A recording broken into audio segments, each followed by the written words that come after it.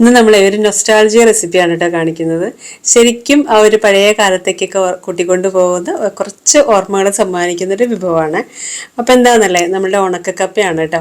ഉണക്കക്കപ്പ കണ്ടപ്പോഴേ എനിക്ക് ഭയങ്കര ആഗ്രഹം കഴിക്കാനായിട്ട്. അപ്പോൾ അങ്ങനെ ഞാനിവിടെ ഉണക്കക്കപ്പ വാങ്ങിച്ചിട്ടുണ്ട്. ഒരു 300 ഗ്രാമോളം ഉണക്കക്കപ്പ ഓവർനൈറ്റ് സോക്ക് ചെയ്തതാണ്. നന്നായിട്ട് വാഷ് ചെയ്ത് കുക്കറിൽ ഇട്ട് കൊടുത്തു. വേവാൻ ആവശ്യമായിട്ടുള്ള വെള്ളം കൂടി ഒഴിച്ചു കൊടുത്തു. ഒരു നുള്ള് ഉപ്പിട്ട് കൊടുക്കുന്നുണ്ട് കേട്ടോ. കുക്കർ അടച്ചിട്ടേ ഒരു 3-4 വിസിൽ വരെ നമുക്ക് വെയിറ്റ് ചെയ്യാം. 3-4 വിസിൽ വന്നു, കംപ്ലീറ്റ് എയറും പോയി. തുറന്ന് നോക്കുമ്പോൾ അസലായിട്ട് വെന്തിട്ടുണ്ട് കേട്ടോ, നന്നായിട്ട് വെന്തിട്ടുണ്ട്. ഇനി അതൊരു വൈഡായ പാത്രത്തിലേക്ക് മാറ്റി കൊടുക്കാം. നമുക്ക് നന്നായിട്ട് വീഡിയോ എടുക്കുമ്പോഴേ നന്നായിട്ട് കാണാൻ വേണ്ടിയിട്ടാണ്.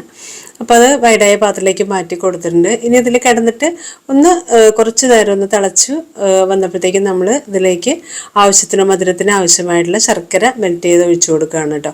അപ്പോൾ ശർക്കര നമ്മുടെ ടേസ്റ്റിനനുസരിച്ചിട്ട് ചേർത്ത് കൊടുക്കാം. ചിലർക്ക് മധുരം കൂടുതൽ വേണം, ചിലർക്ക് മധുരം കുറച്ച് മതി. അപ്പോൾ എനിക്ക് അത്യാവശ്യം നല്ല മധുരം വേണം. അപ്പോൾ ഞാനിതിലേക്ക് ഒരു 300 ഗ്രാമോളം ശർക്കര മെൽറ്റ് ചെയ്ത് ചേർത്ത് കൊടുത്തു. ഒരു 5-6 മിനിറ്റ് നന്നായിട്ടൊന്ന് തിളച്ച് രണ്ടും കൂടെ ഒന്ന് മിക്സ് ആയിട്ട് വന്നു.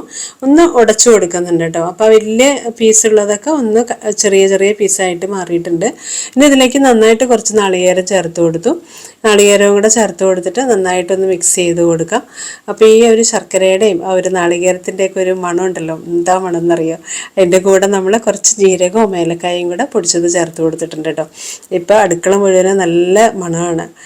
ഇനി നമ്മൾ ഇതൊന്ന് റിച്ച് ആവാൻ വേണ്ടിയിട്ട് കുറച്ച് നെയ്യും കൂടെ ചേർത്ത് കൊടുക്കാം. അപ്പോൾ സംഗതി സൂപ്പറായിട്ടോ, അടിപൊളിയായിരുന്നു. പിന്നെ ഒന്ന് നന്നായിട്ട് മിക്സ് ചെയ്ത് കൊടുക്കാം. കുറച്ച് നേരം ഒന്ന് അടച്ചു വെച്ച് കൊടുത്തതിന് ശേഷം നന്നായിട്ട് ചൂടാറുമ്പോൾ ഇതൊന്ന് നമുക്ക് ടേസ്റ്റ് ചെയ്ത് നോക്കാം കേട്ടോ. നമ്മുടെ കുട്ടിക്കാലത്തൊക്കെ സ്കൂളിൽ നിന്ന് വരുമ്പോൾ ഇങ്ങനത്തെ പലഹാരങ്ങളൊക്കെയാണ് കേട്ടോ 4 മണിക്ക് നമ്മൾക്ക് തരിക.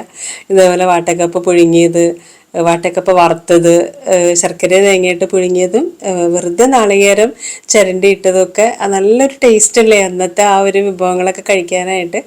അപ്പോൾ ഇത് കണ്ടപ്പോൾ എനിക്ക് അത്രയും കൊതി തോന്നി ഞാൻ വാങ്ങിച്ചതാണ് കേട്ടോ. അപ്പോൾ നമ്മൾ നന്നായിട്ട് ചൂടൊക്കെ അറിയപ്പോൾ ഒന്ന് ടേസ്റ്റ് ചെയ്ത് നോക്കുകയാണ്. അടിപൊളിയായിരുന്നു കേട്ടോ, എനിക്ക് ഭയങ്കര ഇഷ്ടമായി. ആ ഒരു പഴയ കാലത്തേക്ക് നമ്മളെ കൂട്ടിക്കൊണ്ടു പോകുന്ന ആ ഒരു റെസിപ്പിയാണ്. എല്ലാവരും ഒന്ന് ട്രൈ ചെയ്ത് നോക്കൂ. ഇഷ്ടമായാൽ ഒന്ന് സപ്പോർട്ട് ചെയ്യണേ.